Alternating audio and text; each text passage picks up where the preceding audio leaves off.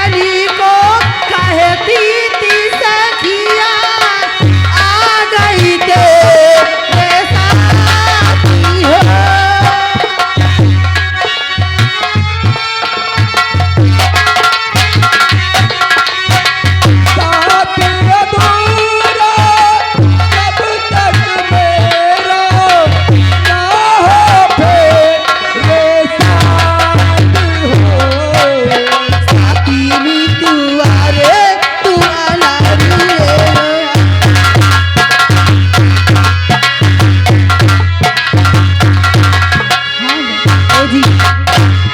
क्या बात है मंजू?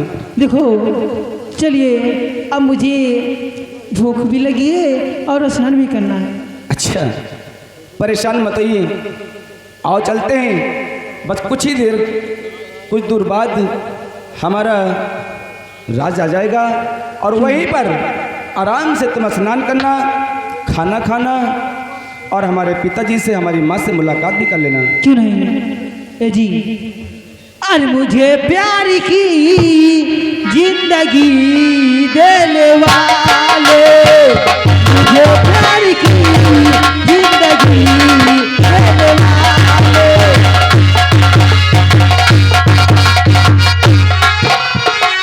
कभी गम न देना, कभी गम न देना, खुशी देने वाले, मुझे प्यार की जिंदगी देने वाला।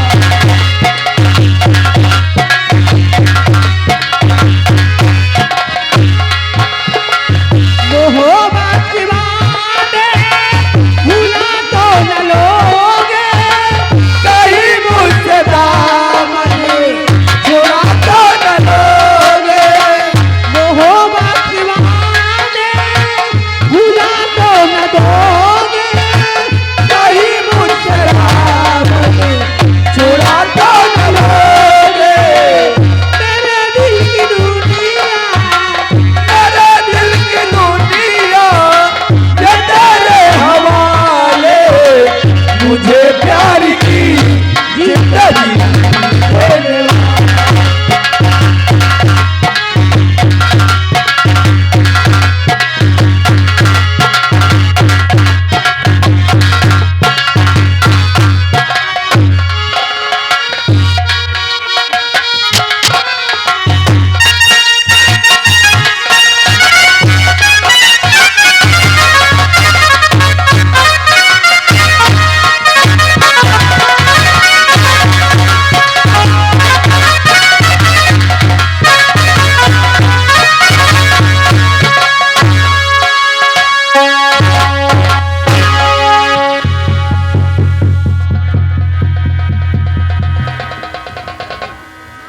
सिपाही जी महाराज। अभी तक जिस लड़की को मैं बियावान जंगल से छोड़कर आया हूँ, अभी तक उसने मुझे कोई खबर नहीं किया कि मेरा बेटा बलवंत मिला या नहीं। जी राजा। और सिपाही जी जाओ, जाकर देखो राजमहल के अंदर महारानी जी क्या कर रही हैं, उन्हें बुलाकर मेरे पास लाओ। महाराज।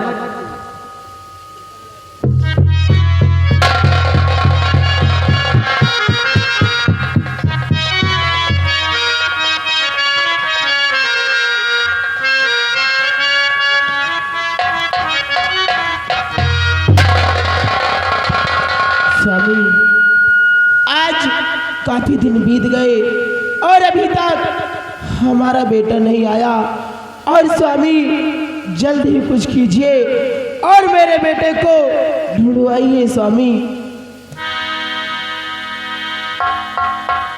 प्रिय, तुम चिंता मत करो, अगर ऊपर वाला चाहा तो हमारा बेटा एक न एक दिन जरूर मिलेगा।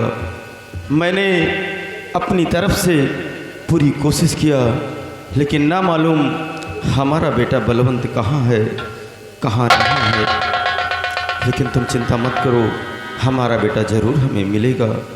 कहीं न कहीं ऊपर वाला ज़रूर मेरे बेटे को मिलाएगा, क्योंकि ईश्वर के घर देर है पर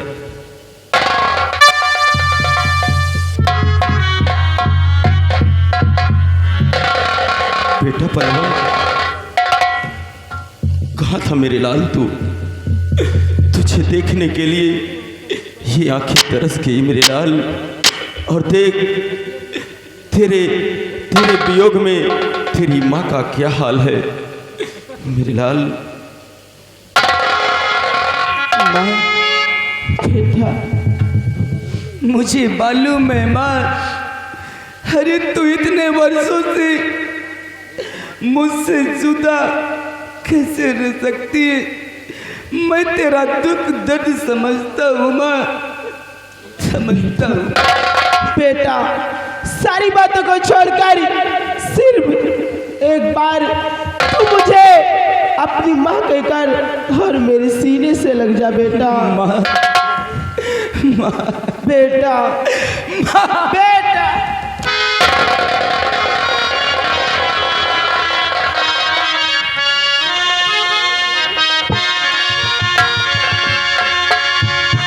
बेटा तू कहाँ चला गया था मेरे लाल? मुझे छोड़कर कहाँ चला गया था मेरे लाल? अब तक क्या तुझे मेरी याद नहीं आई मेरे लाल?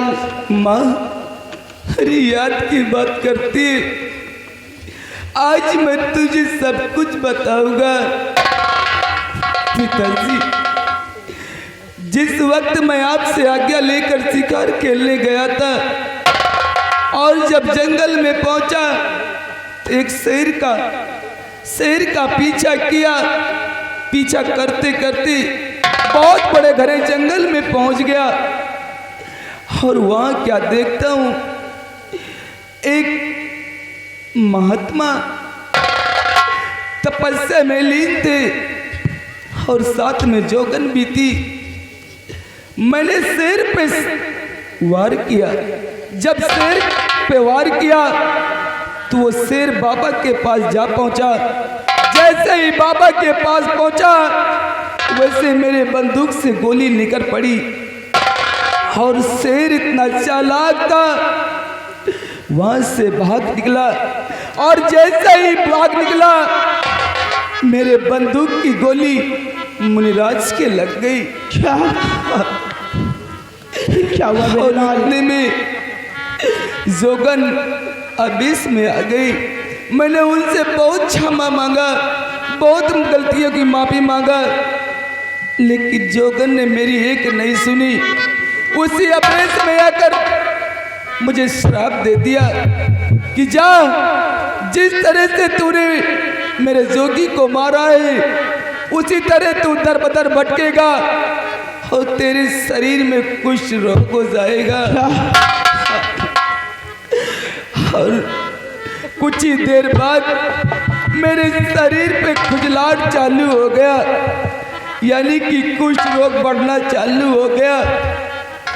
मैं रास्ते से वापस लौट पड़ा।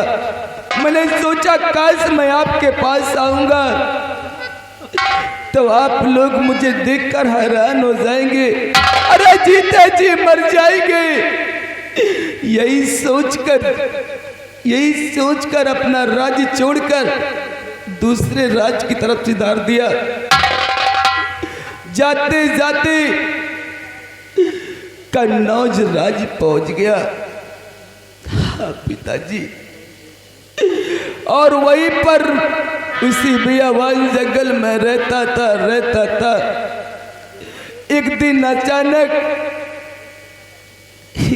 अचानक मुझे वहां के महाराज जसवंत नागपाल सिंह की बेटी मंजू मुझे खाना खिलाने आई। मुझ पे तरस खाया और प्रतिदिन वो मुझे खाना खिलाती रही। अचानक नागपाल आ जाते और अपनी बेटी को देखकर हैरान हो जाते। वो भी गुस्से में आकर के शादी कर देते मेरे साथ और अपने राज से, कन्नौज राज से निकाल देते। और जब कुछ दूर पहुंचा तो वहां का एक शैतान नाम का डाकू, बहुत ही खूंखार डाकू, हम लोगों को बहुत सताया महाराज। लेकिन महाराज ने एक भी नहीं सुनी। पिताजी मुझे मार मार के अरे कन्नौर राज से धक्के मार के निकाल दिया। और जब जाते जाते बीच जंगल में पहुंच गया तो वही जोगन से मुलाकात हुई जिस जोगन ने मुझे श्राप दिया था। और अपना श्राप जब वापस लिया तो अपने प्राण त्याग दिए। इतना ही नहीं, मेरी पत्नी को उस दरिंदे ने खंभों में बांध दिया और ये कह रही थी, आपका नाम बता रही थी कि वहां पर गए, अब इसे छुड़ाए थे। हाँ बेटा बलवंत, मैं तुम्हारी खोज में जब बियावान जंगल पहुंचा तो वहाँ मैंने इस लड़की को देखा और इस लड़की ने मुझे अपनी सारी कहानी बताया। और ये लड़की कोई और नहीं, कन्नौज राज के मेरे दोस्त नागपाल सिंह की बेटी है। बेटी मंजू, आज जो तुमने इस बाप और माँ के ऊपर एहसान किया है, ये एहसान मैं ज़िंदगी भर नहीं भूल सकता। अगर आज तुम नहीं होती तो शायद हम दोनों प्राणी अपने बेटे की याद में अपनी जान खो देते। नहीं पिताजी, ये तो मेरा फर्ज था जो मैंने किया है। लेकिन बेटी, तुमने बताया कि डाकू शैतान और तुम्हारी बहन ने मिलकर इतना बड़ा अत्याचार किया है। जी पिताजी। तो बेटी, अगर वो लोग तुम्हारे साथ इतना बड़ा अत्याचार किया है तो क्या पता उस राज में तुम्हारे पिता के साथ भी कोई अनहोनी कर रहा है। सही कहते हैं पिताजी। अरे महाराज के ऊपर भी, यानी कि इनके पिताजी के ऊपर भी अत्याचार कर रहे होंगे। क्यों ना हम सबको चल करके महाराज की जान को बचाया जाए। हाँ बेटा, इसलिए देरी मत लगाओ, आओ इसी वक्त हम लोग कन्नौज राज चलते हैं। चलिए आओ। पिताजी।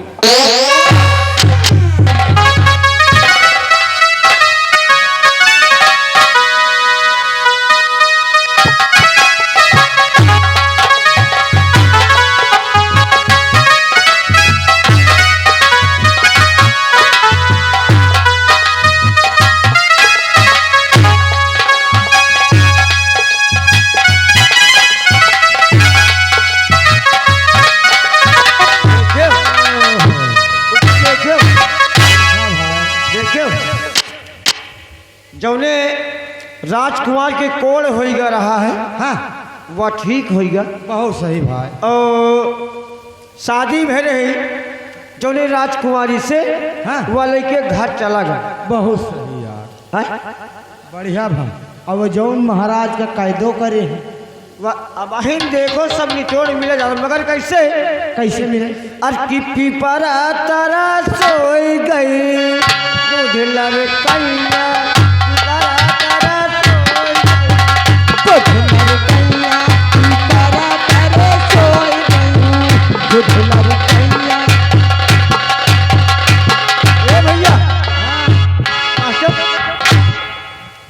जाने हो यार, हमें समझ में नहीं आवत, हाँ। जौन वह के रोग हो रहा है या ठीक कैसे भाई? कैसे?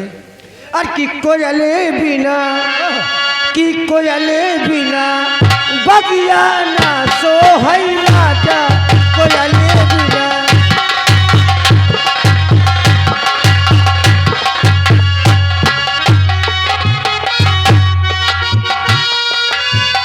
भैया भतीज बिना नहीं सो है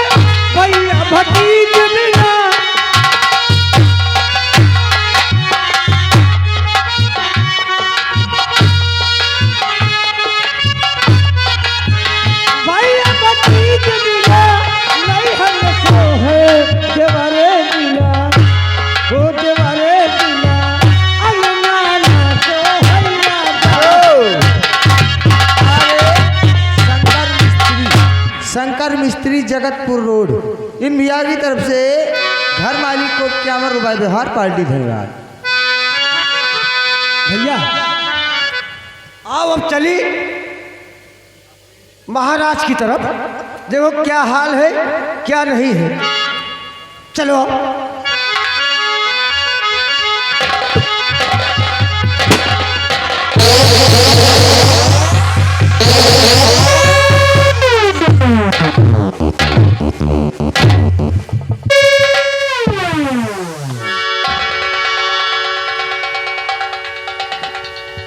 समय हो गया। हाँ हाँ हाँ सरदार जी सही है। जाओ महाराज को हाँ। और अंजू को लेकर आओ। जैसे आज्ञा दिया सरदार। जाओ।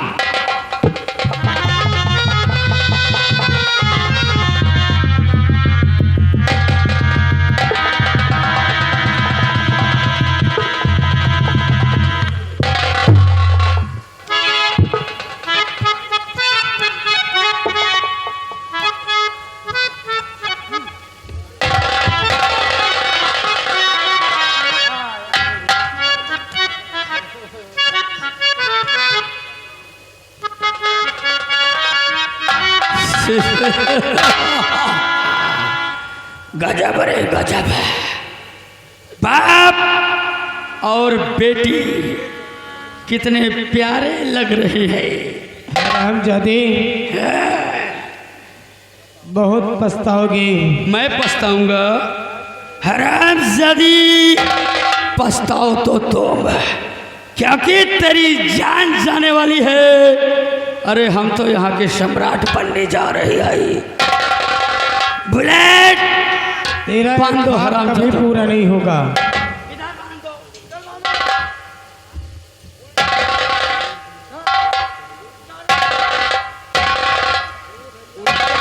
अगर उल्टा बांधते हो शायद उल्टा कोनो काम हो, सीधा बांधो। इधर तो हमें सरदार जी मारे गोली चिटी का।